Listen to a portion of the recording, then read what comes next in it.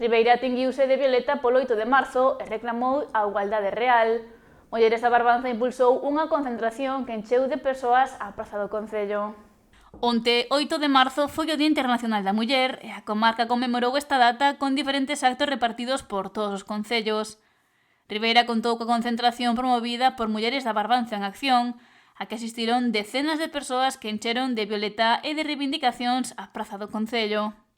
Saímos ás rúas para continuar esa historia de resistencia e para afirmar que o feminismo é unha forza transformadora, capaz de cambiar o mundo. Na lectura do manifesto, realizada por diferentes mulleres, afirmouse que se parte dunha idea clara: non haberá emancipación das mulleres sen transformar o sistema político, económico e social que organiza o mundo. A pobreza, a violencia e a desigualdade forman parte do capitalismo, do imperialismo e do patriarcado. Hoxe vivimos unha crise profunda deste sistema que se expresa en guerras, militarización, crise ecolóxica e aumento das desigualdades. Mentres medra o gasto militar e se reforza o control das fronteiras, redúcense dereitos sociais e servizos públicos.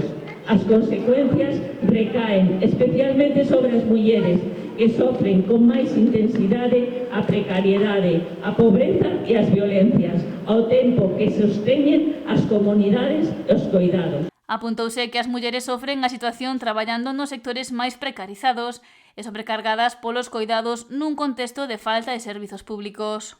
Este 8M de marzo alzamos a voz como mulleres migradas.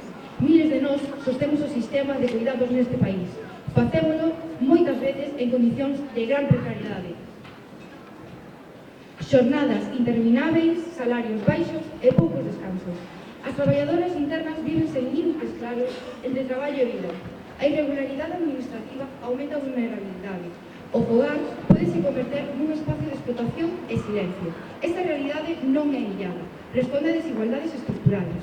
Exiximos regularización, dereitos laborais e protección real. Xa que afirmou que a dignidade e a vida libre de violencia non se negocian.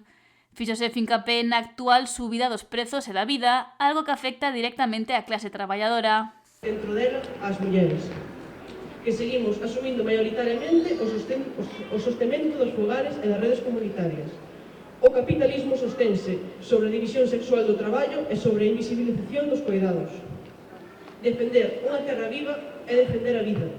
Galiza sofre un modelo extraactivista que converte o territorio nun espazo de negocio para multinacionais e grandes capitais, destruindo ecosistemas, economías locais e redes comunitarias. Desde o feminismo defendemos os bens comuns e a soberanía alimentar, porque sen territorio non hai futuro. Unha das principais reivindicacións foi a igualdade de condicións, garantindo traballo digno, vivenda accesible e servizos públicos universais.